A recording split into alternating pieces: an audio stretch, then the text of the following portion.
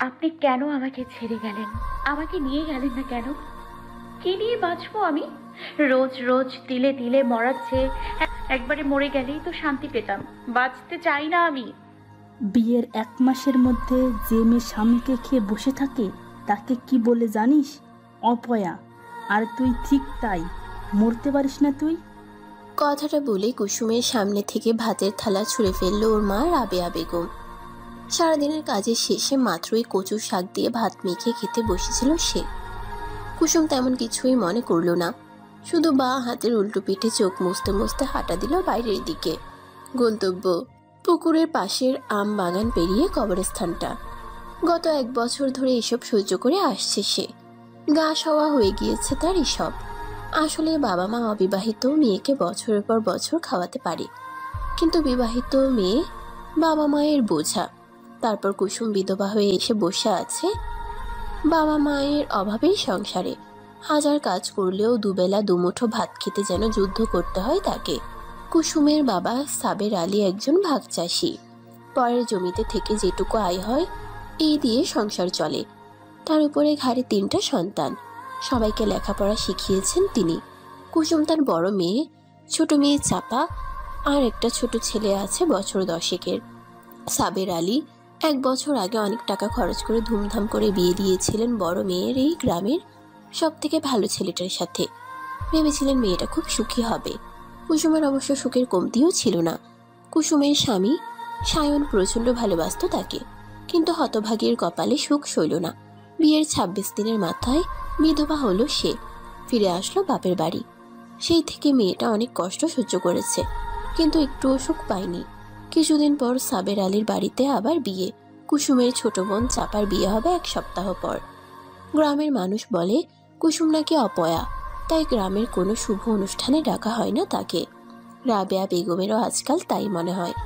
বারবার মনে হয় অপয়া বড় মেয়েটার জন্য ছোট মেয়েটার বিয়েতে গন্ডগোল হবে না তো। ফলস্বরূপ প্রায়ই কুসুমের সামনে থেকে ভাতের থালা নিয়ে ছুঁড়ে ফেলে দেন তিনি। তার উপর নানা অত্যাচার তো আছেই। কুসুম অবশ্য মুখ বুজে সহ্য করে এসব। অবশ্য তারই বা কি করার আছে। প্রায়ই কুসুমের জন্য বিয়ের প্রস্তাব আসে। কেউ দোষ বরে, কারো ঘরে সন্তান আছে, অথবা কেউ ঘাটের মরা। প্রত্যেকটা প্রস্তাব ফিরিয়ে দেয় সে। সায়নের স্মৃতিটুকু আঁকড়ে বাকি জীবনটা কাটিয়ে দিতে চায় সে। তাতে মায়ের সাই না পেলেও বাবার প্রশ্রয় আর ভাই বোনেদের সমর্থন ঠিক পায় সে। সবে মাত্র প্রাইভেট শেষ করে বাড়ি এসেছে চাপা। এইচএসসি দেবে সে এবার। বড় মেয়েকে অনার্সে ভর্তি করেছিলেন সদর কলেজে, তাই হয়তো বিধবা হয়েছে, এমনটাই ভাবেন রাবেয়া বেগম। তাই ছোট মেয়ের বিয়েটা তিনি ইন্টারের আগেই দিয়ে দিতে চান। বাড়ি ফিরেই চাপা কুসুমকে ডাকতে শুরু করলো। আপা, এই আপা। কি রে, কি হয়েছে? আপাকে কেন খুঁজছিস? জানি না আমি। দেখ কোথায় আছে। মা, তুমি আজও আপাকে খেতে দাও নাই, তাই না? বারান্দায় ভাত পড়ে আছে। তুমি কি চাও মা? ওকে কি মেরে ফেলতে চাও? রাবেয়া বেগম কোনো কথা বললেন না। আঁচলে চোখ মুছতে মুছতে চলে গেলেন রান্নাঘরে। মেয়েটা এ বাড়িতে ফিরে আসার পর ভালো মুখে কথা বলেনি তিনি ঠিকই, কিন্তু কুসুম তো তার নিজেরই মেয়ে। কষ্ট তারও হয়, মুখটা ফেটে যায় ওই হতবাকির জন্য। চাপা খুব ভালো করে জানে কুসুম কষ্ট পেলে কোথায় যায়, তাই দেরি না করে চলে এলো কবরস্থানে। গিয়ে দেখলো সায়নের কবরের পাশে বসে হাউমাউ করে কাঁদছে কুসুম আর বিলাপ করছে। আপনি কেন আমাকে ছেড়ে গেলেন? আমাকে নিয়ে গেলেন না কেন? আমার যে আপনাকে ছাড়া খুব কষ্ট হয়। আমার দুঃখের কথা আমি কারে বলবো? কি নিয়ে বাঁচবো আমি? রোজ রোজ তিলে তিলে মরা চেয়ে একবারে মরে গেলেও তো শান্তি পাইতাম। দূর থেকে দাঁড়িয়ে কুসুমের কান্না দেখছে চাপা। 1 বছর আগেও কুসুম ছিল হাসি খুশি প্রাণোচ্ছল একটা মেয়ে, কিন্তু আজ সেই কুসুমই মনে করতে পারে না শেষ কবে হেসেছে। আচ্ছা, ভালোবাসার মানুষকে ছাড়া বেঁচে থাকা কি সত্যিই খুব কষ্টের? তাহলে সে কি সুখী হবে নিজের ভালোবাসার মানুষকে ছেড়ে অন্য কাউকে বিয়ে করে? তাহলে কি করবে সে? আপার মতো ভালোবাসা ছাড়া বাঁচার চেষ্টা করবে, নাকি ভালোবাসার মানুষের হাত ধরবে? আর কিছু ভাবতে পারে না চাপা। ধীর পায়ে এগিয়ে যায় কুসুমের কাছে। চাপার উপস্থিতি টের পেয়ে কুসুমের চোখের পানি মুছে নিয়ে নিজেকে স্বাভাবিক করার চেষ্টা করে বলল, কিরে বনু, তুই এখানে? মা আজও খেতে দেয়নি তোকে? কই না তো, আমি খেয়েছি। আমাকেও মিথ্যে বলবি? এই পর্যায়ে ঠুকরে কেঁদে উঠল কুসুম। কাঁদতে কাঁদতে বলল, মায়ের আর কি দোষ বল? বিধবা হয়ে ঘাড়ে চেপে বসে আছি, তারপর আবার সামনে তোর বিয়ে। সবাই ভাবছে আমার জন্য তোর বিয়েতে বাধা পড়বে। তুইও কি তাই ভাবছিস আপা? কি জানিস তো বনু, সবাই মিলে একটা মিথ্যাও যদি কানের কাছে সব সময় বলতে থাকে, সেটা একসময় সত্যি মনে হয়। আর তাছাড়া সবাই তো ভুল বলে না। আমার সাথে বিয়ে না হলে সায়ন হয়তো বেঁচে থাকতো, আর আমারও মনে হয় আমি অপয়া। তা না হলে 3 ঘর পরেই আমার শ্বশুর বাড়ি, অথচ দেখ সেখানেও আমার জায়গা হলো না স্বামীর মৃত্যুর পর। একদম চুপ, অনেক হয়েছে, বাড়ি চল। বাড়ির কাছাকাছি আসতেই দু বোন দেখতে পেল ওদের বাবা ওদের দিকে এগিয়ে আসছে। কি রে মা, কোথায় গিয়েছিলি দুই বোনে? সামনেই। জানো বাবা, মা আজও আপাকে খেতে দেয় নাই। শুনলাম। তার আর দোষ কি বল, নানা লোকে কান ভারী করে। মায়ের কথায় রাগ করিস না মা, চল খেয়ে নি। সাবের আলী দুই মেয়েকে নিয়ে খেতে বসেছেন। দূর থেকে বাবা আর মেয়েদের ভালোবাসা দেখছেন রাবেয়া বেগম। তার চোখে পানি চিকচিক করছে। কুসুম তারও নিজের মেয়ে। মেয়েটাকে অনেক যত্নে বড় করেছেন তিনি। সে মেয়ের কপালে এত কষ্ট হবে কে জানতো, কিন্তু মায়ের অভিশাপের মধ্যেও দোয়া থাকে। রাবেয়া বেগম প্রত্যেক নামাজের মোনাজাতে দোয়া করেন কুসুমের দুর্দশা যেন কেটে যায়। তিনি বিশ্বাস করেন তার এই অপয়া অভাগী মেয়েও একদিন রাজরানী হবে, শুধু যদি বিয়েতে রাজি হতো। মাঝরাতে ঘুম ভেঙে যায় চাপার। ঘুম ভেঙেই কুসুমকে দেখতে পায় না সে। নের পায়ে এগিয়ে যায় পুকুর পাড়ের দিকে। হয়তো সেখানে বসেই নিজের অতীতে ফিরতে চেষ্টা করছে কুসুম। কুসুম সেদিন কলেজ থেকে ফিরছিল বান্ধবীদের সাথে। রাস্তায় এলাকার কিছু বখাটে খুব জ্বালাচ্ছিল তাদের। আর সেদিনই সিনেমার নায়কের মতো তাদের সামনে এসেছিল কুসুমদের প্রতিবেশী সায়ন ভাই। সায়নকে দেখেই পালিয়ে গিয়েছিল ছেলেগুলো। আর সেদিন থেকেই কুসুম এর বাড়ি যাওয়ার রাস্তায় দাঁড়িয়ে থাকতো সায়ন। যদিও আগে টুকটাক কথা হতো, কিন্তু তারপর থেকে তাদের কথা বলা বাড়তে থাকে। আর কুসুমেরও কিশোরী মনে সিনেমার নায়কের জায়গা দখল করে নিয়েছিল সায়ন। কুসুম আসার সময় ইচ্ছে করেই নানা অজুহাতে বান্ধবীদের সাথে আসতো না। এমনই একদিন বান্ধবীদের ফাঁকি দিয়ে কুসুম এসে দাঁড়িয়েছিল মোড়ের মাথায়, ঠিক যেখানটায় সায়ন দাঁড়াতো। কুসুমকে দেখেই মুখে কপট রাগ এনে সায়ন বলেছিল, কিরে তোর সাঙ্গপাঙ্গ কই? একাই এসছি। কেন রে, ঝগড়া করেছিস? জানি না। আচ্ছা শোন, একা চলাফেরা করিস না, ছেলেগুলো ভালো না, আবার বিরক্ত করতে পারে। তাতে কি, তুমি তো আছো। সবসময় যদি আমি না থাকি? থাকতে হবে।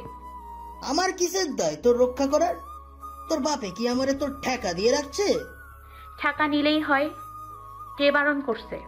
সেদিনের মতো ছুটে পালিয়েছিল কুসুম লজ্জায় রাঙা হয়ে।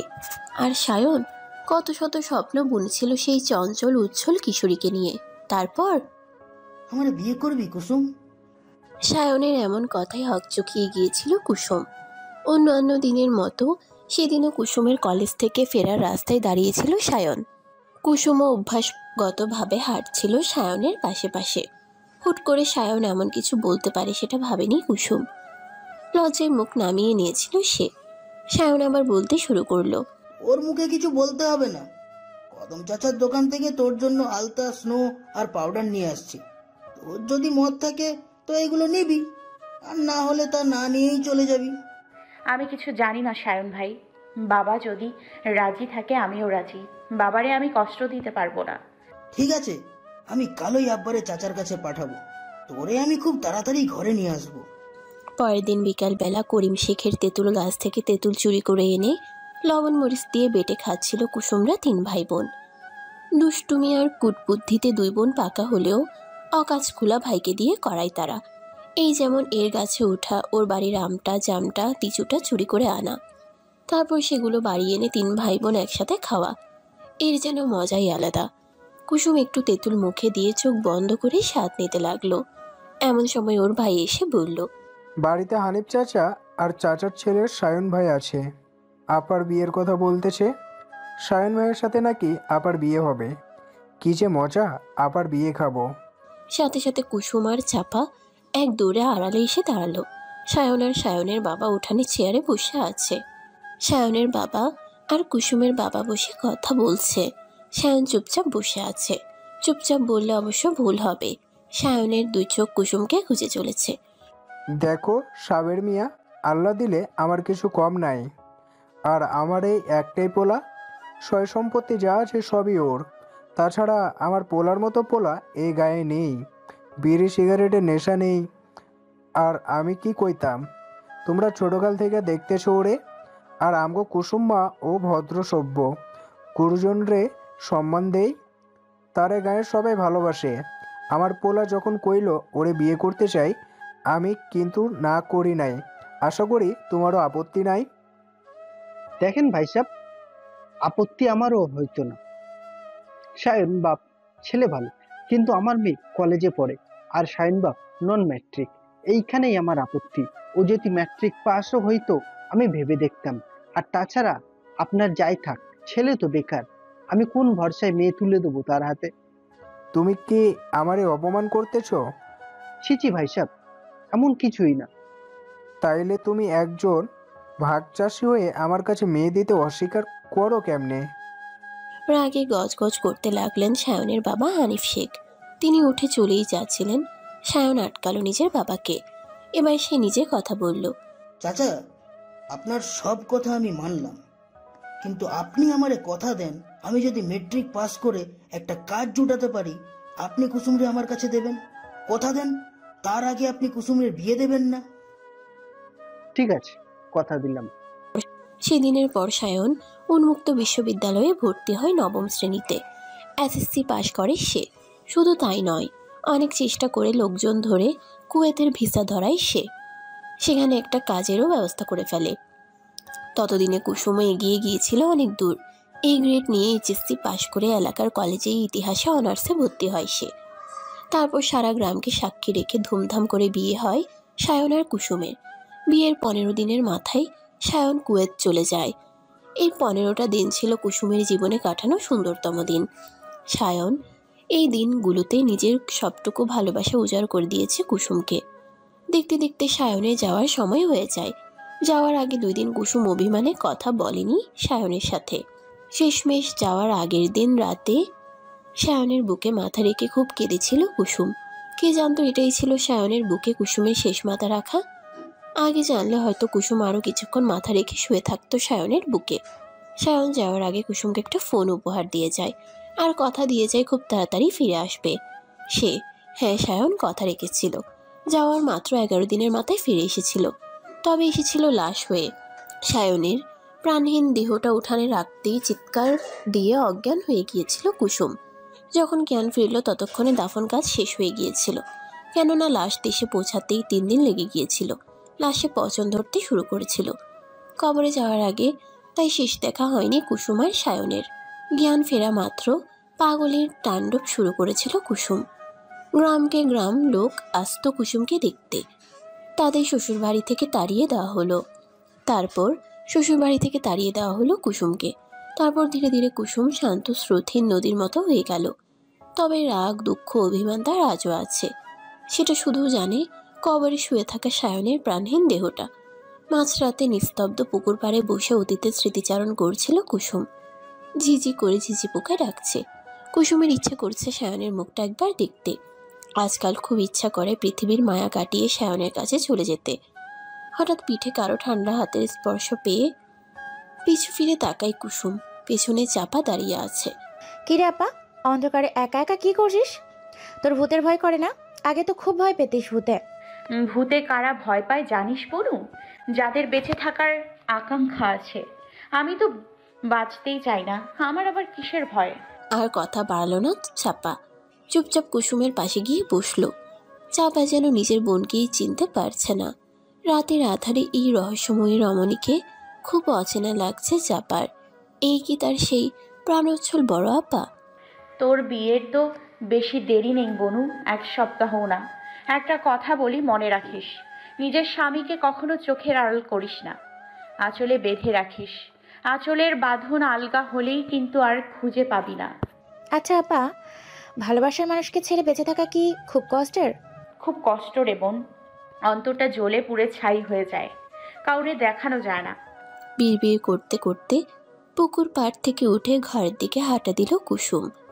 পুকুর পাড়ে বসে চাপা ভাবছে সে তাহলে কি করে নিজের ভালোবাসার মানুষকে ছেড়ে অন্য কাউকে বিয়ে করবে। এই বিয়েটা করা ভুল হবে না তো? এই বিয়েটা করলে সেও আবার মতো ভালোবাসার কষ্টে এভাবে তিলে তিলে শেষ হবে না তো? হুম। আর কিছু ভাবতে পারে না চাপা। ধীরে ধীরে পা বাড়াই ঘরের দিকে। একে একে 7টা দিন পার হয়ে গিয়েছে। আজ চাপার বিয়ে। সকাল থেকে তোড়জোড়ে শেষ নেই। শহরের বড়লোক বাড়িতে বিয়ে হচ্ছে চাপার। ছেলে বিরাট ব্যবসায়ী। সবার খুশি যেন ধরে না। তবে এত কিছুর মধ্যে একমাত্র চাপাই অখুশি। কারণ সে ঠিক করে ফেলেছে নিজের ভালোবাসার মানুষের সাথে পালিয়ে যাবে সে। চাপার প্রেমিক অনেকেও অবশ্য পালানোর জন্য তৈরি হয়ে আছে। কথা দিয়েছে গ্রামের সীমানায় পুরনো খালপাড়ে অপেক্ষা করবে সে চাপার জন্য। তিলে তিলে গড়ে তোলা 2 বছরের প্রেম। পাশের গ্রামের রতন মাঝির ছেলে অনেক। শহরের ভার্সিটিতে পড়ে। মেধাবী ছাত্র সে। শুধু বাবা মাঝি বলেই ওকে বিয়ে করা যাবে না। হ্যাঁ, এটাই সমাজের নিয়ম। চাপা অবশ্য সেসব নিয়মের ধার ধারে না। তাই পালিয়ে যাওয়ার সাহস দেখিয়েছে। এখন শুধু সুযোগের অপেক্ষায়। পুরো বাড়িতে বিয়ের আমেজ লেগেছে। কচি কাচারা হাতে মেহেদি সাজাতে ব্যস্ত। কেউ রং খেলার ফোন দিয়ে আসছে, কেউ বা মায়ের কাছে ঘ্যান ঘ্যান করছে কোন জামাটা পরবে। মুরব্বীরা মেতে উঠেছে নানা রকম রঙ্গ তামাশায়, কখনো নিজেদের মধ্যে আর কখনো নাতি নাতকুয়ের সাথে। এসবের মধ্যে মধ্যম বয়সের মানুষগুলোর কাজের চাপ জিরোবার ফুসরত মিলছে না। পুরুষেরা বাজার আর বরযাত্রীর আপ্যায়নের ব্যবস্থা নিয়ে ব্যস্ত। মহিলাদের একদল পেঁয়াজ রসুন আদা কাটাকাটিতে ব্যস্ত। এত মানুষের রান্না 4টেখানি কথা নয়। তাছাড়া হাতে সময় কোথায়? বাদ জোহর বিয়ে। অন্য দল কনে সাজাতে ব্যস্ত। বিয়ে বাড়ির কাজের কি আর শেষ আছে? এত কিছুর মধ্যে কুসুমের কোনো কাজ নেই। তাকে কেউ কোনো কাজে রাখছে না। সে যে অপয়া। শুভ অনুষ্ঠানে তার কি আর কাজ করতে আছে? দাওয়ার একপাশে কুসুম বসে বসে সব কাণ্ড দেখছে। আজ বোনের বিয়েতে হয়তো তারই সব থেকে বেশি কাজ করার কথা ছিল, কিন্তু নিয়তি বড়ই নিষ্ঠুর। এর মধ্যেই কচি কাচাদের হইচই শোনা যাচ্ছে। বর এসেছে, বর এসেছে। সাথে সাথে ছেলে বুড়ো সব ছুটল নতুন বর দেখতে। শালীরা সব বরের গেট ধরতে ব্যস্ত। গেট ধরে যা টাকা পাবে ভাগ করে নেবে সবাই। এত কিছুর মধ্যে চাপা দেখলো ঘরে সে ছাড়া কেউ নেই। সবাই বর দেখতে ছুটেছে। এই তো সুযোগ। চট করে কোনো এক আত্মীয়র কালো বোরকা আর নিকাব পরে নিল চাপা। বিয়ে বাড়িতে বোরকা পরে কে যাচ্ছে আর কে আসছে দেখার সময় কোথায় সবার।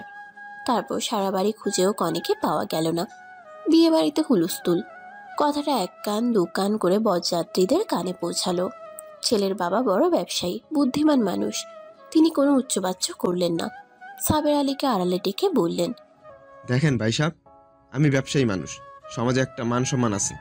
আপনার মেয়ে এভাবে যে নাক কাটবে আমি ভাবতেও পারিনি। আমি অশান্তি চাচ্ছি না। এখন খালি হাতে ফিরে গেলে আমাকে আর আমার ছেলেকে নিয়ে 5 জনে 5 রকম কথা বলবে। তার চেয়ে অন্য কোনো বিবাহযোগ্য মেয়ে থাকলে বলেন, বিয়েটা মিটে যাক। সাবের আলী এমন কোনো মেয়ের সন্ধান পেলেন না যাকে আপাতত কনের রূপে বরপক্ষের সামনে পাঠানো যায়। দেখেন ভাই সাহেব, তেমন কাউরে তো দেখতেছি না। আমার শালীর এক মেয়ে আছে, তা সে নিতান্তই শিশু, 7ম শ্রেণীতে পড়ে। আর আমার 2টাই মেয়ে। বড় মেয়ে তো জানেন, বিয়ের 1 মাসের মাথায় বিধবা হয়ে আমার কাছে আছে। তাহলে আপনার বড় মেয়েকে সাজিয়ে নিয়ে আসুন। কি যা তা বলছেন? আপনার ছেলে মানবে নাকি? ঠিক আছে, আমি আমার ছেলের সাথে পরামর্শ করে দেখছি। যদি রাজি করাতে পারি তাহলে ওই মেয়েকে সাজিয়ে আনবেন। আপনি না হয় বাড়ির মানুষদের সাথে কথা বলে পরামর্শ নেন। সাবের আলী নিজের স্ত্রীর কাছে বরের বাবার দেওয়া প্রস্তাব রাখতেই তিনি খুশি হয়ে উঠলেন। এদিকে ছেলেকেও রাজি করিয়ে নিয়েছে ছেলের বাবা। শুধু বাদ সাধল একজন, সে হলো কুসুম। নিজের ছোট বোনের হবু স্বামীকে বিয়ে করতে পারবে না সে। কুসুমের কথা শুনে তেলে বেগুনে জ্বলে উঠল কুসুমের মা। হতভাগী, এত বড় সুযোগ পেয়েও তুই হারাবি? গায়ের লোকের লাথি ঝাঁটা খেয়েও তো লজ্জা নাই? অত বড় মানুষটা যেসে তোকে ঘরে তুলতে চাচ্ছে, আর তুই এখনো বোকামি করবি? এমন সুযোগ বারবার আসে না। মা, তোমারে দেখে মনেই হচ্ছে না তোমার আরেক মেয়েরে খুঁজে পাওয়া যাচ্ছে না। চাপাটার কথাও তো ভাবো। যে গেছে নিজের কপাল নিয়ে গেছে। যে মেয়ে বংশের মুখ পোড়ায় তার আমি মেয়ে মানি না। কিন্তু এ বরযাত্রী যদি আমার বাড়ি থেকে আজকে ফিরে যায়, আমি কয়ে দিলাম আমি আর তোর বাপ এক দড়িতে ঝুলবো। তুই বোন আর কত নাক কাটবি আমাগো? অবশেষে বিয়েটা হয়ে গেল কুসুম আর চাপার হবু বরের। লোকটাকে চেনে না, জানে না কুসুম, নামটাও জানে না, দেখেনি কখনো। হয়তো ছোট বোনের স্বামী হিসেবে দেখত, কিন্তু ভাগ্যের নির্মম পরিহাসে আর সেই লোকটাই কুসুমের স্বামী। বিয়েটা মিটতে মিটতে মাগরিবের আজান হয়ে গিয়েছে। নামাজ শেষেই বরযাত্রী বউ নিয়ে রওনা হবে। আজ সারাদিনে এত কিছুর মধ্যে সায়নের কবরের কাছেই যাওয়া হয়নি চাপার। বুক ফেটে কান্না পাচ্ছে তার। সায়নের মৃত্যু পর্যন্ত তাকে আর সায়নকে আলাদা করতে পারেনি, কিন্তু কুসুমের মনে হচ্ছে এই একটা বিয়ে তাদের জনম জনমের জন্য আলাদা করে দিয়েছে। কুসুমের ইহকাল পরকাল, কোথাও আর হয়তো সায়ন থাকবে না। কুসুমের খুব চিন্তা হচ্ছে, সে চলে গেলে সায়নের কবরের যত্ন নেবে কে? খুব সুন্দর একটা ডালিম গাছ লাগিয়েছে কুসুম সায়নের কবরে, তারই বা যত্ন নেবে কে? তার অবর্তমানে সায়নের যে খুব কষ্ট হবে। বরের পোশাক পরে দাঁড়িয়ে আছে কুসুমের সদ্য বিয়ে করা স্বামী রাফসান। বিদায় বেলা আগত। গাড়িতে উঠতেই কুসুমের বুকের মধ্যে ধক করে উঠল। চেনা গ্রাম, চেনা মানুষ, চেনা পৃথিবী, আর সায়নকে ছেড়ে সে চলে যাচ্ছে অনেক দূর। কি জানে সেখানে তার জন্য কি অপেক্ষা করছে? কেউ কি এত সহজে মেনে নেবে তাকে?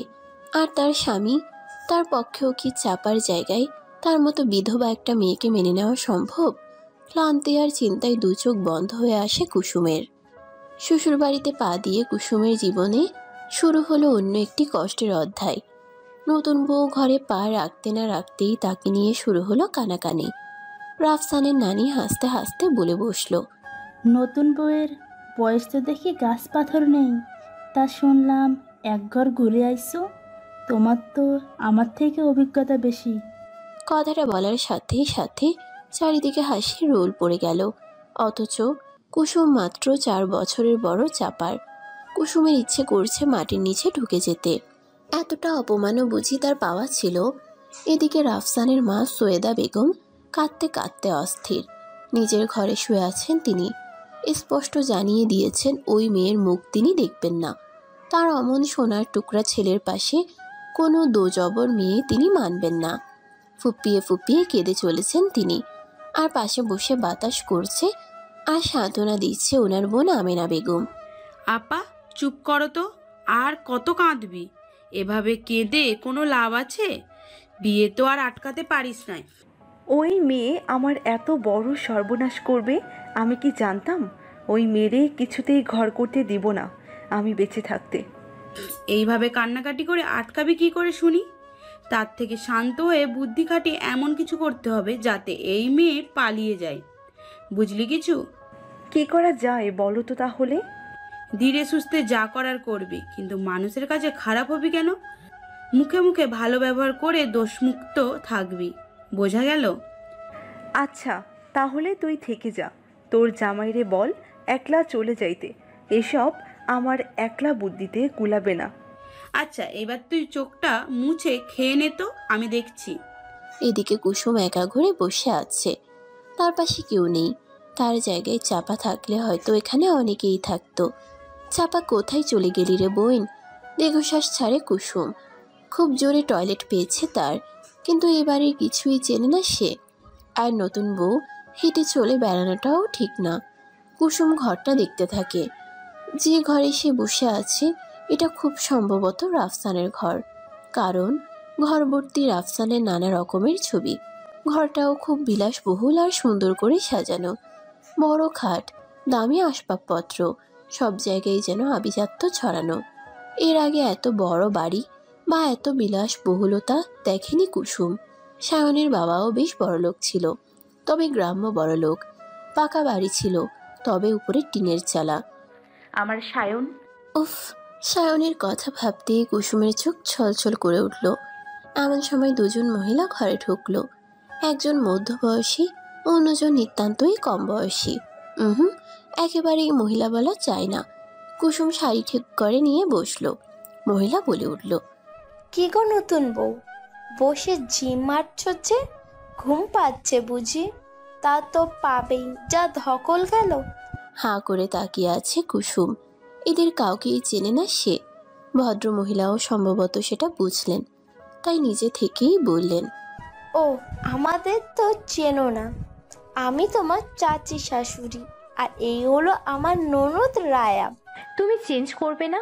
সেই কখন থেকে এইভাবে বসে আছো? একটু বাথরুমে যাব। ও মা, আগে বলবা তো, তোমার ঘরের সাথেই তো বাথরুম আছে, আসো তোমাকে দেখিয়ে দেই। বাথরুম থেকে ফ্রেশ হয়ে আসতেই কুসুমের চাচি শাশুড়ি বললেন, একা একা শাড়ি পরতে পারবা না সাহায্য লাগবে? না, আমি পারি।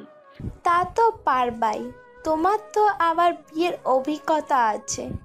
তা বাপু, তোমার শাশুড়ি যা শুরু করেছে, এইখানে কয়দিন ভাত খাইতে পারবা কে জানে। কাকি, কি যাতা বলো? ওহো রে বাপু, তোমার মায়ের নামে বললে তোমার খারাপ লাগবে। থাক, পরের সংসারের ব্যাপারে আমি আর কিচ্ছু বলছি না। তার নতুন বউ পেটে দানা পানি পড়েছে? কথায় আছে, পেটে খেলে পিঠে সয়।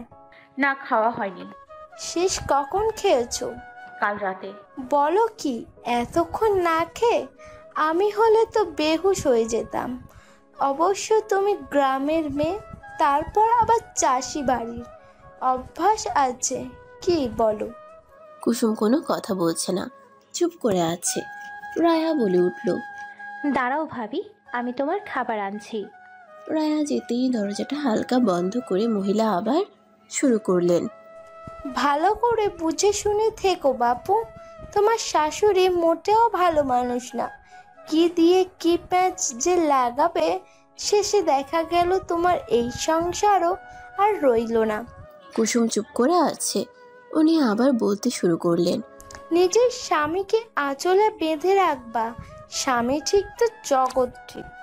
হঠাৎ দরজায় কড়া নাড়ার শব্দে চুপ করে গেলেন তিনি। রায়া খাবার নিয়ে চলে এসেছে। কুসুমকে খাইয়ে দিচ্ছে ওর চাচি শ্বশুরি। ভদ্র মহিলা একটু কথা বেশি বললেও বেশ দয়ালু। কুসুমকে খুব যত্ন করে খাওয়াচ্ছেন। খাওয়া দাওয়া শেষে কুসুমকে হালকা সাজিয়ে দিল রায়া, আর সাথে কিছু হালকা গয়না পরিয়ে দিল।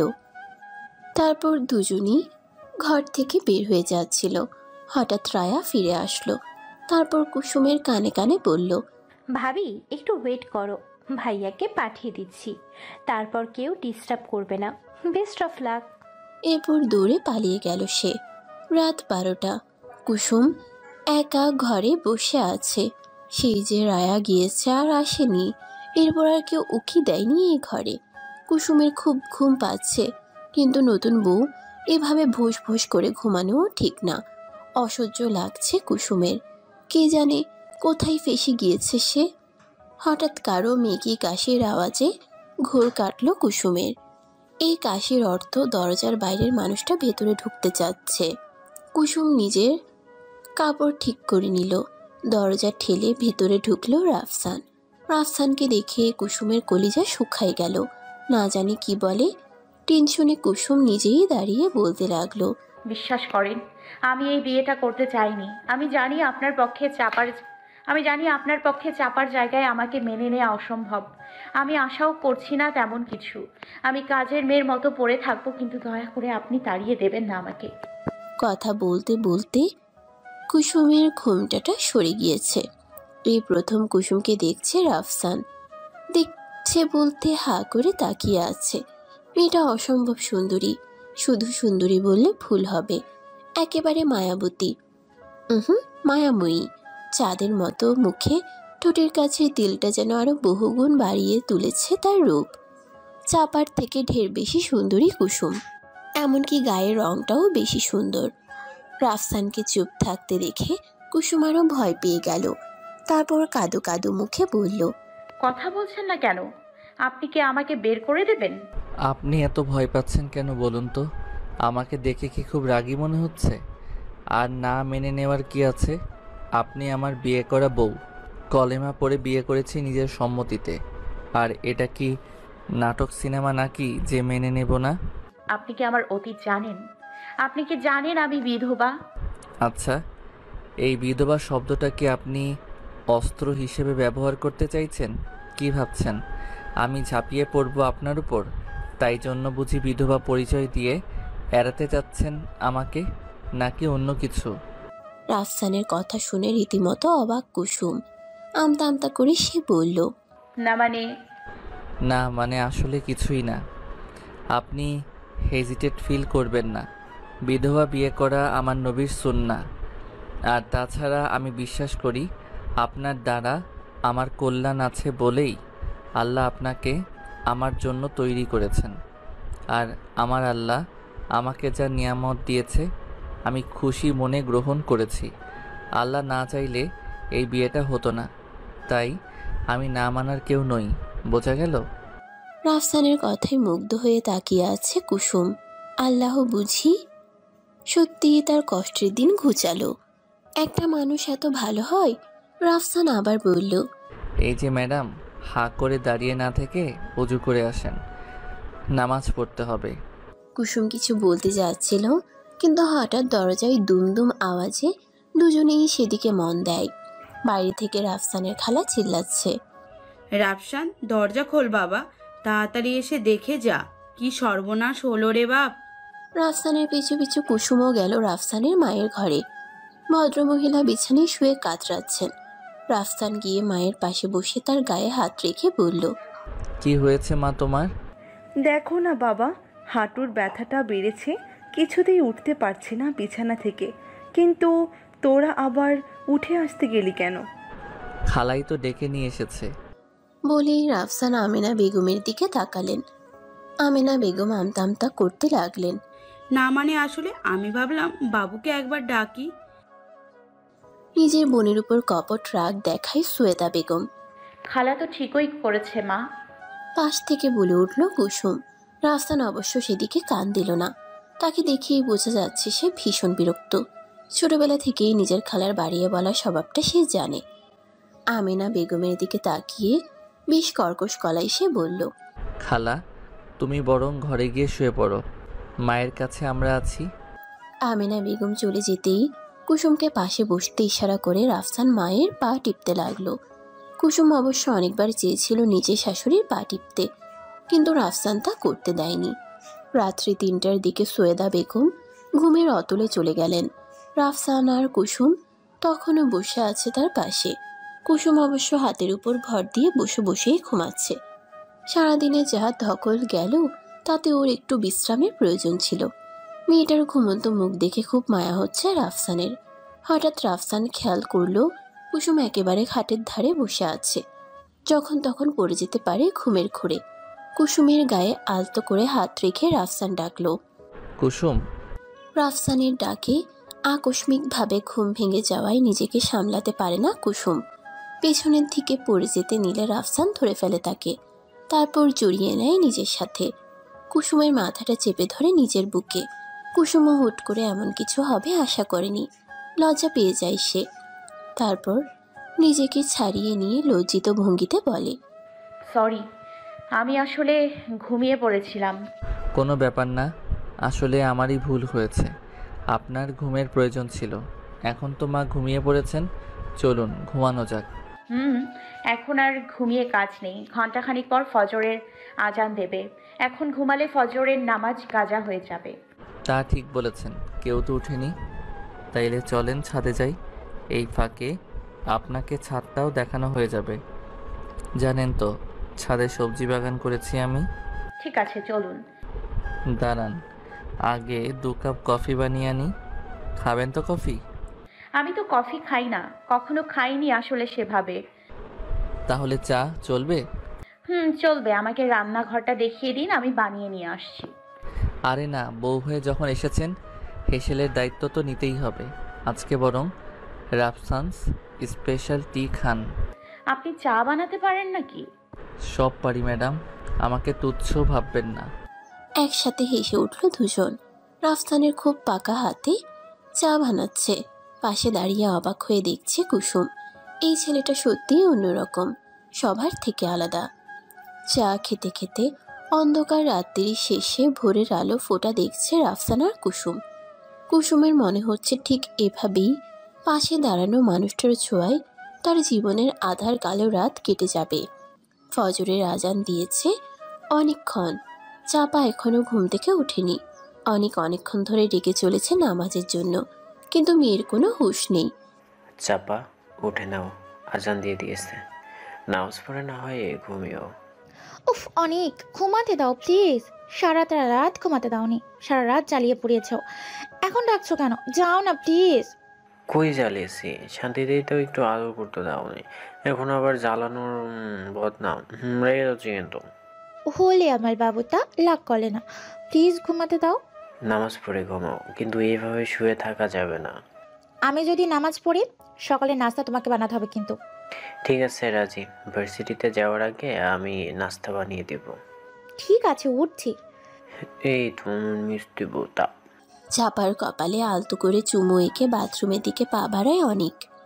কি মনে করে আবার ফিরে আসে, জগ থেকে পানি নিয়ে ছিটিয়ে দেয় চাপার চোখে মুখে। তারপর এক দৌড়ে গিয়ে বাথরুমে ঢুকে। চাপাও কম যায় না, বাইরে থেকে ছিটকিনি দিয়ে দেয় বাথরুমের। তারপর জোরে জোরে হাসতে হাসতে বলে, নে বেটা, এবার সামলা। এদিকে নামাজ শেষে বিছানায় গায়ে লিয়ে দিয়েছে রাফসান। কুসুমের অবশ্য ঘুম পেলেও ঘুমানোর সাহস হচ্ছে না। নতুন বউ ঘুমিয়ে পড়লে আবার কি বলবে কে জানে। বারান্দায় গিয়ে দাঁড়িয়ে থাকলো কুসুম। হঠাৎ পেছন থেকে কেউ শক্তভাবে জড়িয়ে ধরল কুসুমকে। ঘটনার আকস্মিকতায় চমকে উঠল কুসুম। পেছন ঘুরতেই কুসুম দেখল রায়া তাকে জড়িয়ে ধরে আছে। রায়াকে দেখে মুচকে হাসল কুসুম। রায়া আদুরে স্বরে বলল, ভাবি তুমি এখানে? আমি আরও তোমাকে খুঁজছি, রুমে নেই, ওয়াশরুমে নেই। আমি ভয় পেয়ে গিয়েছিলাম। কি ভেবেছিলে ভাবি পালিয়েছে? ধুর, তা কেন ভাববো? কিন্তু ভাবি তোমার চোখ মুখ এত লাল কেন? আসলে ঘুম হয়নি তো সারা রাত। কি ব্যাপার, ভাইয়া বুঝি সারা রাত ঘুমাতে দেয়নি? রায়ার কথায় লজ্জা পেয়ে যায় কুসুম। তারপর রায়ার কান টেনে দিয়ে বলে, আমার ননদিনী দেখছি খুব পাকা, তা এত পাকামো শেখায় কে? আছে কেউ। তা কে সে শুনি? ক্রমশ প্রকাশ্য। এখন চলো তো, মা ডেকে পাঠিয়েছে তোমাকে। কিছু হয়েছে কি? আরে না, আজ নাকি বউ ভাত, নাকি তোমাকে রান্না করতে হবে, তাই সব বুঝিয়ে দেবে। ও চলো। তুমি যাও, আমাকে আবার প্রাইভেটে যেতে হবে। কিসে পড়ো তুমি? ইন্টার পরীক্ষা দেব। ও, আমার চাপাও এবার ইন্টার দিত। চাপা মানে তোমার সেই বোন যার সাথে ভাইয়ার বিয়ে হওয়ার কথা ছিল? দুজনেই চুপ হয়ে গেল। কেউ আর কোনো কথা বলল না। কুসুম কষ্টে আর রায়া লজ্জায় চুপ হয়ে গেল। ছোট একটা শহরের কোণে এক কামরার ফ্ল্যাটে গড়ে উঠেছে চাপা আর অনেকের লাল নীল ছোট্ট সংসার। অনেকের ভার্সিটি সংলগ্ন এলাকায় একটা ছোট্ট বাসা ভাড়া করে আছে তারা। অনেকের বন্ধুদের সাহায্যে বিয়ে থেকে শুরু করে সংসারের পাতা কোনোটাতেই খুব ভুগতে হয়নি তাদের। আর অনেক টিউশনি করে যা আয় করে তাতে কোনো মতে চলে যাবে দুজনের সংসার, যতই কষ্ট হোক। চাপাকে হারাতে রাজি নয় সে। জীবনে চলার পথে এই মেয়েটিকে তার চাই। অনেকের পরিবার অবশ্য মেনে নিয়েছে তাদের এই পরিণয়, কিন্তু অনেক জানে একদিন চাপার পরিবারকে মানিয়ে নিতে পারবে তারা। চাপা বসে রান্নার জন্য তরকারি কাটছিল। আজ শাড়ি পরেছে সে। ভেজা চুলগুলো এলিয়ে দিয়েছে সারা পিঠে। একেবারে পাকা গিন্নি লাগছে তাকে। শাড়ির ফাঁকে পেটের কিছু অংশ দেখা যাচ্ছে। অনেক গিয়ে সোজা পেছন থেকে জড়িয়ে ধরে। তারপর অনেকের হাত দুটো অবাধে বিচরণ করতে থাকে চাপার পেটে। কপট রাগ দেখিয়ে চাপা বলে, কি শুরু করেছো? শান্তিতে একটু রান্নাও করতে দিবে না নাকি? সরে দাও। উফ, চুপ করো তো, শেষ হয়ে বকুনি। বিয়ের আগে ভালো ছিলে, তুমি যেমন দরজা হয়ে গেছো বিয়ের পর। এমন করলে আমি আমার ক্লাসের মেয়ে বান্ধবীর সাথে মেলামেশা শুরু করবো। কি বললে? এত সাহস? বলেছি না ক্লাসের কোনো মেয়ের সাথে মেশা যাবে না। তুমি শুধু আমার। তাহলে আদর করতে দাও। একদম না। তাহলে গেলাম কিন্তু, দাঁড়াও দেখাচ্ছি মজা। এই বলে চাপাকে কোলে তুলে নেয় অনেক। এভাবেই চলছে তাদের দুষ্টু মিষ্টি সংসার। এদিকে সুয়েদা বেগম একের পর এক রান্নার ফরমায়েশ করে যাচ্ছে কুসুমকে। কুসুমও দাঁড়িয়ে দাঁড়িয়ে সেগুলো শুনছে। আর 10টা আইটেম রান্না করতে হবে। কি পারবে তো রান্নাগুলো করতে? দুপুরে কিন্তু অনেক লোক খেতে আসবে। দেখো বাপু, না কেটো না। পারবো। তুমি তো আবার চাষা ভূষার মেয়ে। চাষারা ভালো খাবার চোখে দেখে নাকি? তারপর তোমার যেখানে বিয়ে হয়েছিল তারাও তো চাষা, তাই না? কুসুম চুপ করে মাথা নিচু করে আছে। তার হয়তো বলার অনেক কিছুই আছে, কিন্তু সে তো নতুন বউ, তাই মুখ বুঝে সহ্য করাটাই তার ধর্ম। কতবার বুড়োটাকে বারণ করেছিলাম, ছোট ঘর থেকে মেয়ে এনো না। বুড়ো আমার কথাই শুনলো না। ভালো ঘরের মেয়েরা কি বাপ মায়ের সম্মান নষ্ট করে পালায়? মেয়েটা তো পালিয়ে গেল, আর বাপ মা এই বুড়ি বিধবাটাকে গুছিয়ে দিল আমারই কপালে। চুপচাপ চোখের পানি ফেলছে কুসুম। না, তার জীবনের কষ্ট হয়তো ঘুচার নয়, আল্লাহ হয়তো তার জন্য সুখ রাখিনি। কুসুমকে দাঁড়িয়ে থাকতে দেখে ভদ্রমহিলা বেশ বিরক্ত হলেন। কথায় আছে, যাকে দেখতে নারী তার চলন বাঁকা। ভদ্রমহিলার ধসা ঠিক তাই। কি ব্যাপার, কিছু বলবে? না। তাহলে সঙ্গের মতো দাঁড়িয়ে আছো কেন? রান্না বসাও গিয়ে। মতির মাকে বলো রান্নাঘরে কোথায় কি আছে দেখিয়ে দেবে। হাতের উল্টো পিঠে চোখের পানি মুছে রান্নাঘরের দিকে পা বাড়ায় কুসুম। রাফসানের ঘুম ভাঙল বেলা 10টায়। ঘুম থেকে উঠেই কুসুমকে খোঁজার চেষ্টা করলো সে, কিন্তু আশেপাশে কুসুমকে দেখতে পেল না। রান্নাঘরে আসতেই কুসুমের দেখা মিলল। কুসুমের দিকে তাকিয়ে এক গাল হেসে রাফসান বলল, গুড মর্নিং। শুভ সকাল। কি করেন আপনি? এই তো রান্না করতে বললেন মা। কি কি রান্না হবে? সাদা ভাত, পোলাও, ডাল, মাছের ঝোল, খাসির মাংস, মুরগির মাংস আর শেষ পাতে পায়েস। এত রান্না একা করবেন নাকি? কাউকে তো রান্নাঘরে দেখছিও না। মতির মা, এই মতির মা। কাজের মহিলাকে ডাকতে লাগলো রাফসান। মতির মা এসে ভয়ে ভয়ে দাঁড়িয়েছে রাফসানের সামনে, কারণ দেখতে শান্ত হলেও রাফসানের রাগ নেহাত কম নয়। জি ভাইজান, বলেন। তোমার ভাবি যে একা এতগুলো রান্না করছে, তোমার কি উচিত ছিল না ওকে সাহায্য করা? জি ভাইজান, ছিল। তাহলে কেন করলে না? আম্মায় বারণ করছে। এদিকে চেঁচামেচি শুনে রাফসানের মা আর খালা বের হয়ে এলো ঘর থেকে। সৈয়দা বেগম তড়িঘড়ি করে ছেলের দিকে এগিয়ে এলেন। কি হয়েছে বাবা, এত চেঁচামেচি কিসের? মা, তুই মতির মাকে বারণ করেছো কুসুমকে সাহায্য করতে। সৈয়দা বেগম চুপ করে আছেন। তিনি খুব ভালোই জানেন মিথ্যা বলে লাভ নেই এখন। মাকে চুপ থাকতে দেখে রাফসান আবার বলল, ঠিক আছে, তোমাদের কাউকে কিছু করতে হবে না, আমি কুসুমকে রান্নায় সাহায্য করব। ছেলের কথা শুনে ক্ষেপে উঠলেন সৈয়দা বেগম। তুই বেটা ছেলে, রান্নাঘরে কেন ঢুকবি? আমি তোকে ঢুকতে দেব না। আর মতির মাকে আমি আসতেই বলেছিলাম, ওই মেয়ে নিজে বলেছে সব পারবে, আর এখন ভালো মানুষের নাটক করছে। কুসুম কোনো নাটক করেনি মা, আমি সব বুঝি। হ্যাঁ হ্যাঁ, সব দোষ তো মায়ের। বউ দুদিন আসতে না আসতেই মা খারাপ, শেষে তুই কি না বউয়ের আঁচড় ধরা হলি? এই বলে কান্নার সুরে হিচকি তুলছে সৈয়দা বেগম, আর পাশ থেকে তার বোন সান্ত্বনা দিচ্ছে। আপা কাঁদিস না, সবই কপাল। রাফসান আর এক মুহূর্ত সেখানে দাঁড়ালো না, হন হন করে হাঁটা দিল বাইরের দিকে। রাফসান চলে যেতেই কুসুমের উপর রেগে উঠলেন সৈয়দা বেগম। অপয়া মেয়ে মানুষ, দিলি তো আমার ছেলেটাকে বাইরে পাঠিয়ে। তুমি দেখেছি আগুন লাগাবা আমার সংসারে। দুপুরবেলা সব আত্মীয় স্বজনকে নিজ হাতে খেতে দিল কুসুম। কুসুমের হাতের রান্না খেয়ে সবাই প্রশংসা করতে লাগলো।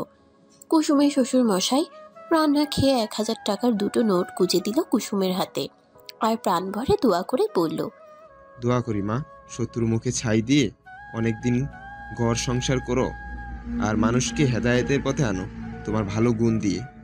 কথাটা বলে নিজের স্ত্রী আর শালীর দিকে তাকালেন তিনি।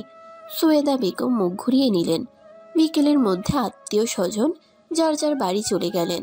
সারাদিন পর রাত্রি 10টার দিকে ক্লান্ত হয়ে বাড়ি ফিরেছে রাফসান। তখন সারাদিনের কাজকর্ম শেষে গোসল সেরে চুল আঁচড়াতে বসেছে কুসুম। পেছন থেকে এমন দৃশ্য দেখে মাতাল মাতাল লাগছে রাফসানের। নিজের অজান্তেই ঘরে ঢুকে কুসুমের পেছনে এসে দাঁড়ালো রাফসান, তারপর জোরে জোরে আওড়াতে লাগলো, চুল তার কবেকার অন্ধকার বিদিশার নিশা, মুক্তার শ্রাবস্তির কারুকার্য, অতিদূর সমুদ্রের পর হাল ভেঙে যে নাবিক হারাইয়েছে দিশা। রাফসানের আবৃত্তি শুনে কিছুটা লজ্জা পেতে যায় কুসুম। সলজ্জ হাসি দিয়ে সে জিজ্ঞেস করে, আরে আপনি কখন এলেন? সবে মাত্র। সারাদিন সবাই আপনার কত খোঁজ করেছে, ফোনটাও তো বন্ধ ছিল। সবাই কত চিন্তা করছিল জানেন? আপনি করেননি? হুম, করেছি বই কি। চলেন আপনাকে খেতে দিয়ে দিই। চলেন। রাফসানকে খেতে দিচ্ছে কুসুম। রাফসানও খুব তৃপ্তি করে খাচ্ছে। রাফসানের খাওয়া দেখে কুসুমের খুব মায়া হচ্ছে। সারাদিন নিশ্চয়ই কিছু খাওয়া হয়নি, তাই না? কই না তো। লুকাচ্ছেন কেন? আপনার চোখ মুখ বলে দিচ্ছে খাওয়া হয়নি সারাদিন। সে কথা যদি বলেন, আপনার চোখ মুখও একই কথা বলছে। তা বলি কি, এই অধমের সাথে খেতে বসলে আপনার জাত যাওয়ার সম্ভাবনা আছে। কি যে বলেন, দাঁড়ান বসছি। একটা প্লেটে নিজের জন্য কিছুটা ভাত বেড়ে নিল কুসুম। খেতে খেতে রাফসান বলল, আমি একান্ত দুঃখিত, আপনার কাছে মাপ চাচ্ছি। কিসের জন্য? আমার পরিবারের ব্যবহারের জন্য। আপনার হয়তো এই ব্যবহারগুলো পাওনা ছিল না। বাদ দিন, মানুষের কথা আবার গা শোয়া হয়ে গিয়েছে। আপনাকে আর একটু তরকারি দিই? প্রসঙ্গ বদলাচ্ছেন। ঝামেলা এড়াচ্ছি। এই যে আপনি দুপুর থেকে না খেয়ে আছেন, সেটাও আমার জন্য। আমি আর কোনো ঝামেলার কারণ হতে চাই না। কুসুমের কথাই চুপ হয়ে গেল রাফসান। এই মায়াময়ী মেয়েটার জন্য প্রচন্ড মায়া হচ্ছে তার। আচ্ছা, এটাকে কি ভালোবাসা বলে? ভালোবাসা এত সহজে হয়? নিজের মনকে প্রশ্ন করে রাফসান। খাওয়া দাওয়া শেষে কুসুম বিছানা ঠিক করছে। আচমকা রাফসান এসে তাকে পেছন থেকে জড়িয়ে ধরে। তারপর কুসুমকে নিজের দিকে ঘুরিয়ে আলতো করে চুমু এঁকে দেয় তার কপালে। রাফসানের এমন আচরণে বেশ অপ্রস্তুত হয়ে যায় কুসুম। নিজেকে ছাড়িয়ে নেওয়ার চেষ্টা করে সে। কুসুমকে ছেড়ে দিয়ে রাফসান বলে, ভয় পেও না কুসুম, আমি জানি অতীতকে ভোলা তোমার জন্য অনেক কষ্টের। আমি তোমাকে কখনো জোর করব না। যেদিন তুমি নিজে আমার কাছে আসবে, আমি সেদিনের অপেক্ষা করব। এই কয়দিন আমরা না হয় বন্ধু থাকি। আমি কি তোমাকে তুমি বলতে পারি? এটুকু অধিকার কি আমাকে দেওয়া যায়? কুসুম কিছু বলল না, শুধু সম্মতিসূচক হাসি দিল। এই হাসির অর্থ ভালোভাবেই বুঝতে পারল রাফসান। এমন সময় দরজায় কারো কড়া নাড়া শব্দে ফিরে তাকালো দুজন। রাফসানের ধারণা আজও তার খালা এসেছে, নতুন কোনো বাহানা দিয়ে। আজ 2-4 কথা শুনিয়ে দেবে রাফসান খালাকে। এই ভেবে দরজা খুলে দেখলো তার ধারণা ভুল করে দিয়ে রাফসানের বাবা দাঁড়িয়ে আছে। ভেতরে এসো বাবা। আসছি। ঘুমিয়ে পড়ছিলে নাকি? না বাবা, ঘুমোইনি। শোনো বৌমা, তোমাদের দুজনকে একটা কথা জানাতে এলাম। কি কথা বাবা? তুমি হয়তো জানো না, আমাদের পৈতৃক বাড়ি কুষ্টিয়া জেলায়। ব্যবসার জন্য যশোরে আসা আমার, সেখান থেকে যশোরেই বাড়ি করে স্থানীয় হওয়া। আমার মা আর ভাইয়েরা কিন্তু পৈতৃক বাড়িতেই থাকেন এখনো। মায়ের তো বয়স হয়েছে, বিয়েতে আসতে পারেনি, এখন নাত বউ দেখতে চাইছে। আমি কথা দিয়ে দিয়েছি, তোমরা দুজন কাল সকালে যাবে সেখানে। গুছগাছ করে নাও। জনের সম্মতিতেই এবার রাফসানের বাবা বের হয়ে আসেন ছেলের ঘর থেকে। এদিকে অনেক রাত হয়ে গিয়েছে, কিন্তু অনেকের ফেরার নাম নেই। বারবার তাকে কল দিয়েও পাওয়া যাচ্ছে না। চিন্তায় শেষ হয়ে যাচ্ছে চাপা। এই অচেনা অজানা শহরে সে এত রাতে কোথায় খুঁজবে নিজের স্বামীকে? বারবার তার মন কু ডাকছে। বাইরে ঝড় বৃষ্টি হচ্ছে, অনেকের কোনো বিপদ হয়নি তো? ভাবতেই বুকটা ধক করে উঠল চাপার। কুসুমদের কুষ্টিয়া পৌঁছতে সকাল 11টা বাজল। চৌরাশ মোড়ে গাড়িটা থামিয়ে কিছু ফল মিষ্টি কিনতে নেমেছিল রাফসান। কুসুম গাড়িতেই বসেছিল। হঠাৎ রাস্তার অপর পাশে চোখ যেতেই চক্ষু চড়ক গাছ। রাস্তার অপর পাশে দাঁড়ানো মানুষটি কুসুমের খুব চেনা, কিন্তু সে এখানে আসবে কি করে? তাড়াহুড়ো করে গাড়ির দরজা খুলে কুসুম এমনভাবে এগিয়ে গেল ও পারের মানুষটির দিকে, যেন ধরতে না পারলেই পালিয়ে যাবে।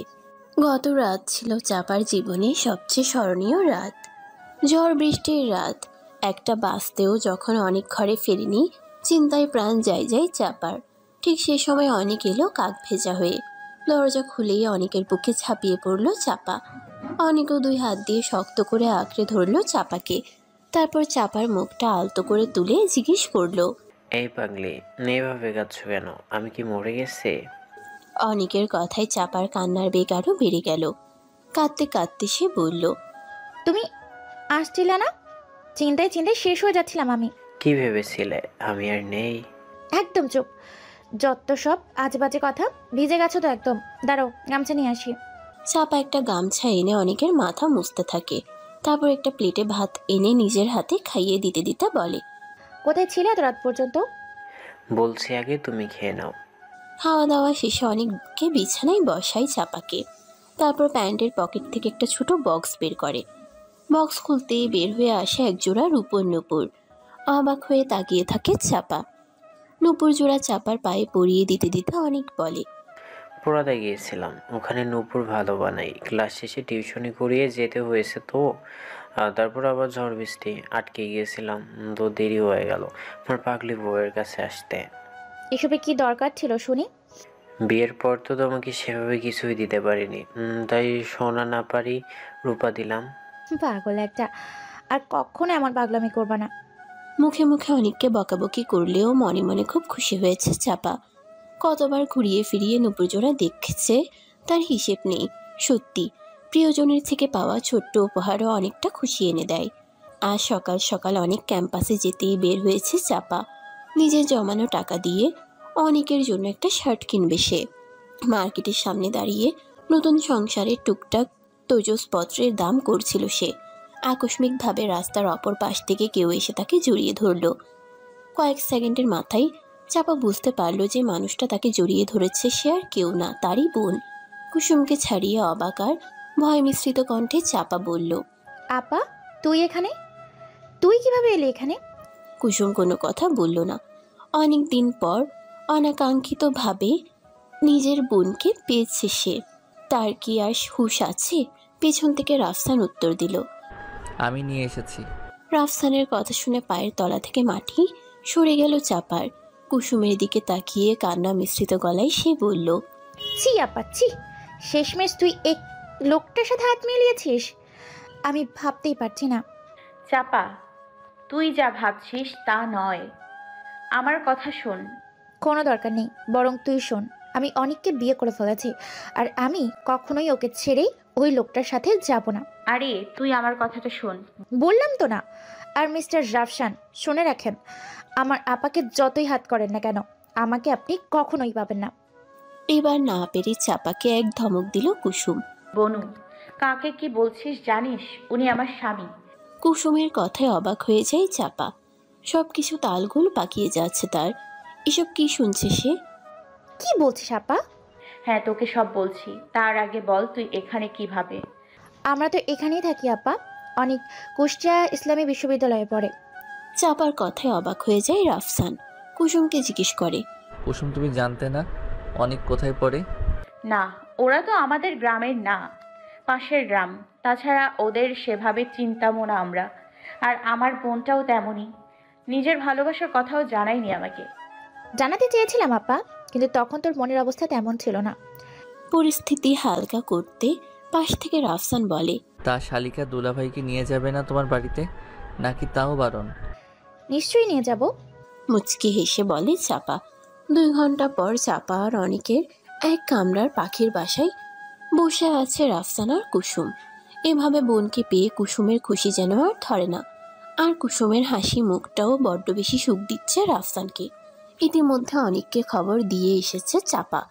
অনেকে ফেরার সময় সাধ্যমতো বাজার করে নিচ্ছে। রাফসানরা চলে যেতে চাইলেও না খেয়ে কিছুতেই যেতে দেয়নি অনেক আর চাপা। পূর্বের সমীকরণ যাই থাক, এই 4টার মধ্যে নতুন করে এক সম্পর্ক তৈরি হয়েছে। চাপা অবশ্য নিজের কৃতকর্ম আর তখনকার ব্যবহারে কিছু লজ্জিত আর সংকোচে ছিল, কিন্তু রাফসানের আন্তরিক ব্যবহারের কাছে তা বেশিক্ষণ টিকতে পারেনি। রান্নাঘরে বসে রান্না করছে 2 বোন, সেই সাথে টুকিটাকি গল্প। এটুকু সময়ের মধ্যে চাপা চলে আসার পরের ঘটনা চাপাকে জানিয়ে ফেলেছে কুসুম। চাপা অবশ্য বেশ খুশি, কারণ সেদিন যদি সে পালিয়ে না আসতো তাহলে তার জনম দুঃখিনী বোন আজ এই দিনটা দেখত না। মনে মনে রাফসানের প্রতি শ্রদ্ধা বেড়ে যায় চাপার। গল্পের এক পর্যায়ে কুসুমকে জিজ্ঞেস করে চাপা, আপা তুই কি দুলাভাইকে মেনে নিয়েছিস? মানে আমি বলতে চাইছি, তোদের কি স্বামী স্ত্রীর মতো স্বাভাবিক সম্পর্ক হয়েছে? না, হয়নি। মানুষটা অনেক ভালো রে, আমার সাথে কোনো অসভ্যতা করেনি, আর না কোনো জোর জবরদস্তি। তুই কি সায়ন ভাইয়াকে ভুলতে পারিসনি আপা? ভালোবাসাকে এত সহজে ভোলা যায়? দেখ আপা, তোকে কয়েকটা কথা বলি।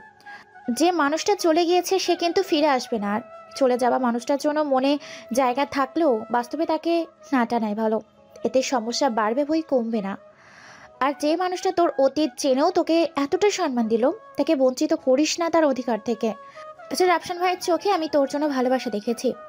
কিন্তু দ্বিতীয়বার কি ভালোবাসা যায়? দ্বিতীয় তৃতীয় ভালোবাসা বলে কিছুই হয় না রে। প্রত্যেক ভালোবাসাই আলাদা আলাদা অনুভূতি বহন করে, তাই প্রত্যেক ভালোবাসাই হয় প্রথম ভালোবাসা। চাপার কথাই যেন হৃদয়ে নাড়া দিল কুসুমের। কেননা রাফসান নামক মানুষটির জন্য কিছুদিন ধরেই তার মায়া নামক অন্তরের গোপন অনুভূতিরা ছুটে চলেছে। আজ সেই অনুভূতিতে কিছুটা রং মিশিয়েছে চাপা। কুসুমদের গাড়ি এসে থামল প্রকাণ্ড এক দোতলা বাড়ির সামনে। বেশ পুরনো বাড়িটা, তবে আভিযাত্রীর ছাপ স্পষ্ট। গাড়ি থামতেই কয়েকজন মহিলা আর কিছু কচিকাঁচা ছুটে এলো তাদের অভ্যর্থনা জানাতে। এদের মধ্যে সেদিনের সেই মহিলাও আছেন যিনি কুসুমকে খাইয়ে দিয়েছিলেন বিয়ের দিন রাতে। এত মানুষ দেখে কুসুমও বেশ হকচকিয়ে গেল, কেননা কে কি হয় তার পক্ষে মনে রাখাও সম্ভব নয়। রাফসান গাড়ি থেকে নেমেই কুশল বিনিময় করতে লাগলো সবার সাথে। ইতিমধ্যে সারা বাড়িতে অনেক মানুষ উপস্থিত হয়েছে নতুন বউ দেখতে। কুসুম যেহেতু গ্রামের মেয়ে, তাই তার কাছে এসব খুবই স্বাভাবিক। এর মাঝেই তাদের খাওয়া দাওয়ার আয়োজন সম্পন্ন হয়েছে। খাওয়া দাওয়া শেষে কুসুমকে নিয়ে রাফসান তাদের ঘরে গেল। কালো রঙের একটা বনেদি খাটে ধবধবে সাদা বিছানায় চাদর পাতা, আর সেখানেই শুয়ে আছেন ভদ্রমহিলা। বেশ বয়স্ক হলেও তার চেহারায় এখনো জৌলুস রয়েছে। দেখেই বোঝা যায় বয়সকালে বেশ সুন্দরী ছিলেন তিনি। বিছানার এক পাশে বসে আলতো করে ভদ্রমহিলার গায়ে হাত দিল রাফসান। তারপর ধীর গলায় বলল, দাদি। ভদ্রমহিলা তন্দ্রাচ্ছন্ন ছিলেন। রাফসানের ডাকে চোখ মেলে তাকালেন, তারপর আদুরে গলায় বললেন, দাদু ভাই তুমি নাকি? হ্যাঁ দাদি, আমি এসেছি। হ্যাঁ, টের পেয়েছি। ঠিক বুড়োর মতো গায়ের গন্ধ। বুড়ো বেঁচে থাকতেও আমারে এইভাবে ঘুম থেকে তুলতো। তা দাদু ভাই, আমার নাতবউ কই? এসেছে তো? কুসুম এগিয়ে আসো দাদির কাছে, এই বলে সরে গিয়ে কুসুমকে বসার জায়গা করে দিল রাফসান। কুসুম এগিয়ে গিয়ে ভদ্রমহিলার পাশে বসতে বসতে বলল, আসসালামু আলাইকুম দাদি। ওয়ালাইকুম আসসালাম। তুমি কেমন আছো দাদু ভাই? দেখি তোমার মুখটা। ভদ্রমহিলা দু হাতে কুসুমের মুখ তুলে রাফসানকে বললেন। চশমা পরেই কুসুমকে দেখে চোখ জুড়িয়ে গেল ভদ্রমহিলার। কুসুমের মাথায় আদর করতে করতে বললেন, মাশাআল্লাহ, সুন্দর বউ হয়েছে। রাফসান দাদু ভাই, আলমারিতে দেখো একটা কাঠের বাক্স আছে, ওইটা আমারে দাও। কাঠের বাক্স খুলতেই বেশ অনেকগুলো ভারী ভারী গয়না দেখা গেল। বোঝাই যাচ্ছে সেগুলো বনেদি গয়না, সেই সাথে অনেক ভারী ভারী আর পুরনো মডেলের। বাক্স থেকে একজোড়া বালা বের করে তিনি কুসুমের হাতে দিলেন, তারপর বললেন, বুড়ো বেঁচে থাকতে এগুলি গলায় দিছিল। আজ সে নাই, আমার 3 কাল 1 কালে ঠেকেছে, তাই এগুলো রাখছি নাতনি আর নাতবউদের জন্য। তার নতুন বউ হাদিয়া পছন্দ হয়েছে? জি দাদি। তো আলহামদুলিল্লাহ, সুখী হও দাদু ভাই, আমার বংশবৃদ্ধি করো। দাদির কথায় রাফসান আর কুসুম দুজনেই লজ্জা পেয়ে গেল। পরের দিন ভোর ভোর তারা রওনা দিল বাড়ির পথে। গাড়ির মধ্যে সারা রাস্তা ঘুমিয়েছে কুসুম, আর রাফসান জেগে জেগে কুসুমের ঘুমন্ত মুখ দেখেছে। কত মায়া যে লুকিয়ে আছে সেই মুখে তা কেবল রাফসানই জানে। কুসুমের ঘুম ভাঙতেই দেখল রাফসান তার দিকে হা করে তাকিয়ে আছে। কুসুম বেশ অপ্রস্তুত হয়ে গেল, সেই সাথে রাফসান নিজেও। ধরা খেয়ে রাফসান আমতা আমতা করে বলল, মানে বলছিলাম কি চা খাবেন? তাহলে গাড়ি দাঁড় করাতে বলি। আচ্ছা। তারপর রাস্তার ধারের দোকান থেকে চা খেয়ে তারা রওনা দিল বাড়ির পথে। আঁকা বাঁকা ছবির মতো পথ পাড়ি দিয়ে তারা পৌঁছল তাদের গন্তব্যে। কুসুমরা গ্রাম থেকে এসেছে 2 দিন হয়েছে। এর মধ্যে পুরোদমে কাজে লেগে গিয়েছে রাফসান। বিয়ের কটা দিন ব্যবসায় যা অবহেলা করেছে খেটে পুষিয়ে দিতে চাই সে। এদিকে চাপার কাছ থেকে ফিরে আসার পর কুসুম ঠিক করেছে রাফসানের সাথে দূরত্ব মিটিয়ে নিবে সে, তাকে দেবে স্বামীর অধিকার। সেই চিন্তা করেই রাতের বেলা সবাইকে খেতে দিয়ে ঘরে যায় কুসুম। লাল টকটকে জামদানি পরে নেয় সে, চুলগুলো ছেড়ে দেয়, সেই সাথে হালকা সাজ আর গয়না। তারপর অপেক্ষা করতে থাকে রাফসানের জন্য। সে জানে ঠিক এই সময় রাফসান ঘরে ফিরবে। এভাবেই অনেকটা সময় কেটে যায়, কিন্তু রাফসানের ফিরে আসার নাম নেই। এদিকে বারবার ঘড়ির দিকে তাকায় কুসুম। না, এতক্ষণে তো রাফসান ফিরে আসে। আজ কি হলো? বুকের মধ্যে বিষাদের সুর বেজে ওঠে কুসুমের। প্রিয়জনের জন্য অপেক্ষার প্রহরগুলো কেন যে এমন স্বস্তিহীন হয় কে জানে। এদিকে রাফসানের বাবা এক ধ্যানে খেয়ে যাচ্ছিলেন। বলতেই হবে তার বৌমার হাতের রান্না খাসা। ধ্যান ভাঙল মোবাইলের রিংটনে। রাফসানদের কর্মচারী তুহিন কল দিয়েছে। রিসিভ করলেন তিনি। হ্যালো তুহিন, বল। চাচা, রাফসান ভাইয়ের অ্যাক্সিডেন্ট হয়েছে, শিগগির সদর হাসপাতালে চলে আসেন। রাফসানের বাবার হাত থেকে ফোনটা পড়ে গেল। মাথার মধ্যে চক্কর দিচ্ছে। এ কি শুনলেন তিনি? পাশ থেকে সৈয়দা বেগম জিজ্ঞেস করলেন, কি হয়েছে? রাফসানের অ্যাক্সিডেন্ট হয়েছে। কথাটা শোনা মাত্রই সৈয়দা বেগমের বুকে শোকের মাতাল উঠল। সজোরে কান্না করে উঠলেন তিনি। সেই সাথে বিলাপ করতে লাগলেন।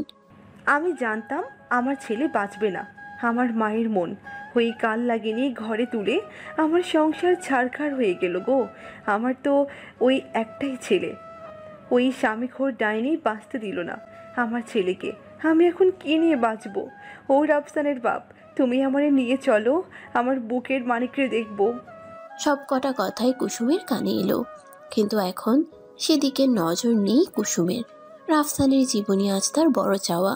কাঁদতে কাঁদতে কুসুম রাফসানের বাবার কাছে এসে মিনতি করলো। বাবা, আপনার 2 পায়ে পড়ি, আমাকে নিয়ে যান ওর কাছে। আমি ওকে একটাবার দেখতে চাই। কথাটা শোনা মাত্র কুসুমের শাশুড়ি কুসুমের চুলের মুঠি ধরে তাকে টানতে টানতে ঘরে নিয়ে গেল। তারপর বাইরে থেকে দরজা দিয়ে বলতে লাগলো, অপয়া মেয়ে মানুষ, আজ শুধু তোর জন্য আমার ছেলেটা অ্যাক্সিডেন্ট করেছে। আগে ছেলের অবস্থা দেখে আসি, তারপর ফিরে এসে তোকে তাড়াবো। এই বলে হনহন করে বেরিয়ে গেলেন হাসপাতালের উদ্দেশ্যে। রাফসানের বাবাও কথা বাড়ালো না, তার সে মনের অবস্থা নেই। হাঁটা দিল স্ত্রীর পিছু পিছু। অ্যাক্সিডেন্ট, ঠিক এমনই একটা অ্যাক্সিডেন্ট কুসুমের জীবন থেকে সব শোক কেড়ে নিয়েছিল। সেদিন কুসুমের সাথে ফোনে কথা বলতে বলতেই বিদেশের রাস্তায় হাঁটছিল সায়ন। অন্য মনস্ক হয়ে রাস্তা পার হতেই একটা গাড়ি এসে ধাক্কা দিয়ে চলে যায় তাকে। সেদিনই পৃথিবী থেকে বিদায় নেয় সায়ন।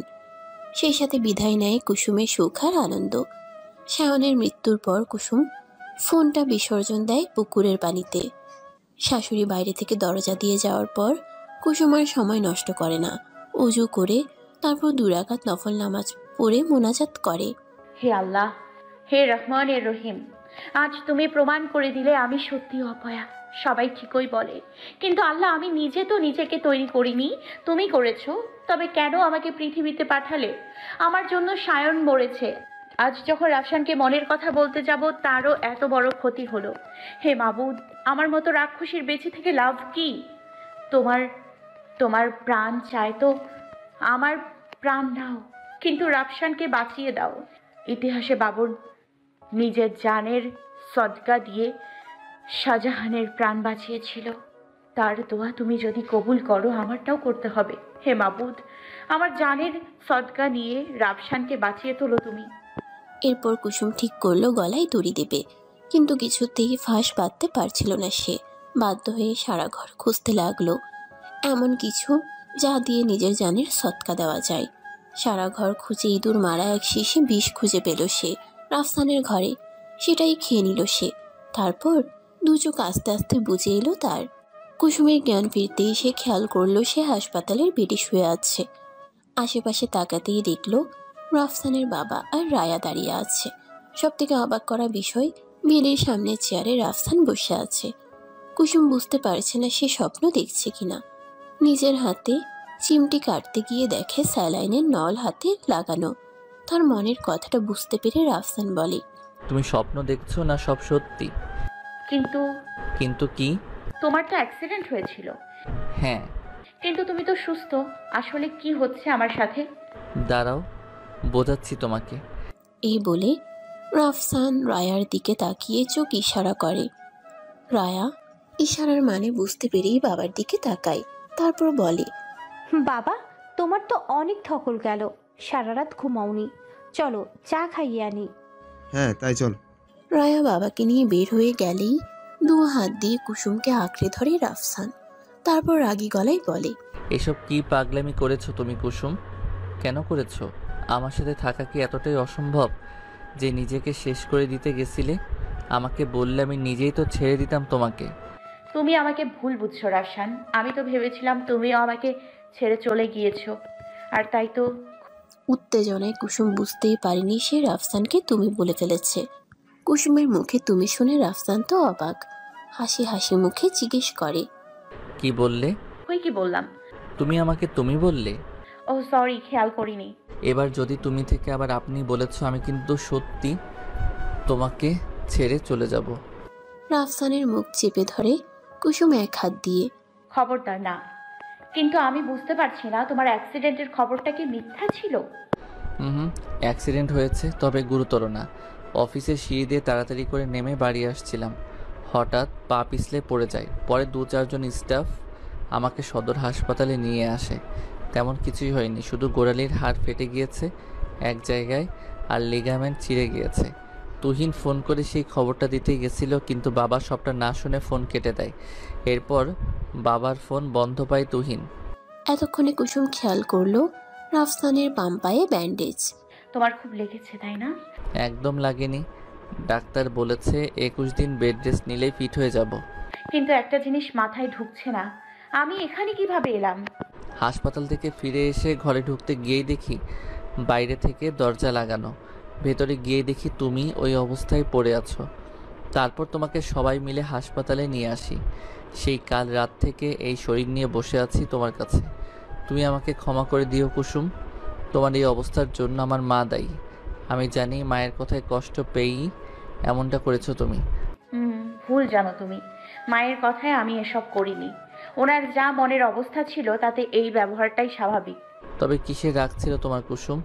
কেন এমন করলে? আমি তো ভেবেছিলাম সায়নের মতো তুমিও আমাকে ছেড়ে চলে গিয়েছিল, আর তাই তো নিজেকে শেষ করে দিচ্ছিলাম। কিন্তু আমি চলে গেলে তোমার কি আসে যায়? আসে যায়। কেন এসে যায়? কারণ আমি ভালোবাসি তোমাকে, অনেক ভালোবাসি। তোমাকে ছাড়া থাকতে পারবো না। কি বললে তুমি? ভালোবাসি প্রিয়। এবার সম্ভবত আমি স্বপ্ন দেখছি। মোটেও না। কালকে তোমাকে বলতে চেয়েছিলাম, সেজেছিলামও তোমার জন্য। ও শিট, বউয়ের সাথে রোম্যান্স করার বড় সুযোগটাই হারিয়ে ফেললাম। কি কপাল আমার। তুমি কথা দাও আমাকে ছেড়ে যাবা না, তাহলে এমন সুযোগ রোজ আসবে। ইস, এত সহজে কে ছাড়ছে আপনাকে ম্যাডাম? তবে তুমিও কথা দাও এমন পাগলামি আর করবে না। তুমি পাশে থাকলে করব না। Good girl. শোনো, আমাকে একটু জড়িয়ে ধরবে? ওলে বাবা, কি মিষ্টি আবদার। তারপর কুসুমকে জড়িয়ে ধরে বুকের সাথে মিশিয়ে নেয় রাফসান। এমন সময় রায়া আর রাফসানের বাবা হাজির। ওদের এই অবস্থায় দেখে রাফসানের বাবা লজ্জা পেয়ে দরজার কাছ থেকে সরে যায়, আর রায়া 2 হাতে মুখ ঢেকে বলে, ইস, ভুল সময়ে এন্ট্রি নিয়েছি। রায়ার কথায় লজ্জা পেয়ে দুজন দুজনকে ছেড়ে দেয়। এর মাঝে বেশ কয়েকটা দিন কেটেছে। রাফসান এখন অনেকটাই সুস্থ। আগামী সপ্তাহ ব্যান্ডেজ কাটতে যাবে সে। এই কটা দিন কুসুম প্রাণপাত করে সেবা করেছে রাফসানের। বলতে গেলে কুসুমের সেবায় রাফসান এত দ্রুত সুস্থ হয়েছে। তবে এসব একদম ভালো লাগছে না সুয়েদা বেগমের। এই মেয়েকে তিনি তাড়াতে চেয়েছিলেন, কিন্তু স্বামী আর ছেলে মেয়ের জন্য পেরে উঠছেন না কিছুতেই। সন্ধ্যাবেলায় পান চিবুচ্ছিলেন আর সেসবই ভাবছিলেন সুয়েদা বানু। হঠাৎ বোন আমিনার ডাকে ভাবনায় ছেদ ঘটে তার। কিরে আপা, কি ভাবছিস? না কিছু না। বলছি কি, অনেক দিন হয়ে গিয়েছে এসেছি। আদিলের আব্বু চলে যেতে বলছে, কি করি? তুই চলেই যা। এমনিতেও তোকে রেখে কাজের কাজ কিছুই হয়নি আমার। ওই মেয়ে দিব্যি সুখে সংসার করছে, সেই সাথে আমার স্বামী আমার ছেলেকে হাত করেও নিয়েছে। ওকে তাড়াতে পারিসনি তুই। আরে সে ব্যবস্থাও ভেবে ফেলেছি, তোর সাথে পরামর্শ করতে আসা। যাওয়ার আগে আমি সেরেই যাব। আর বড় বড় কথা বলিস না। মোটেও বড় কথা বলছি না। যা একটা বুদ্ধি এঁটেছি, ওই মেয়েকে সংসার থেকে নয়, পৃথিবী থেকেই তাড়িয়ে দেব। কাকপক্ষীতেও টের পাবে না। তোর কি মাথা খারাপ হয়ে গিয়েছে আমি না? কী সব যাতা বলছিস? যা তা কেন হবে আপা? ওকে দুনিয়া থেকে সরিয়ে দিলে আমাদের লাভ ছাড়া ক্ষতি নেই।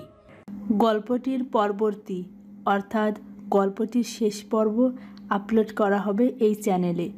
চ্যানেলের লিংক ডেসক্রিপশন এবং কমেন্ট বক্সে দিয়ে দিচ্ছি। লিঙ্কে ক্লিক করে আপনারা গল্পটির শেষ পর্ব দেখতে পারবেন। ভালো থাকবেন আপনারা।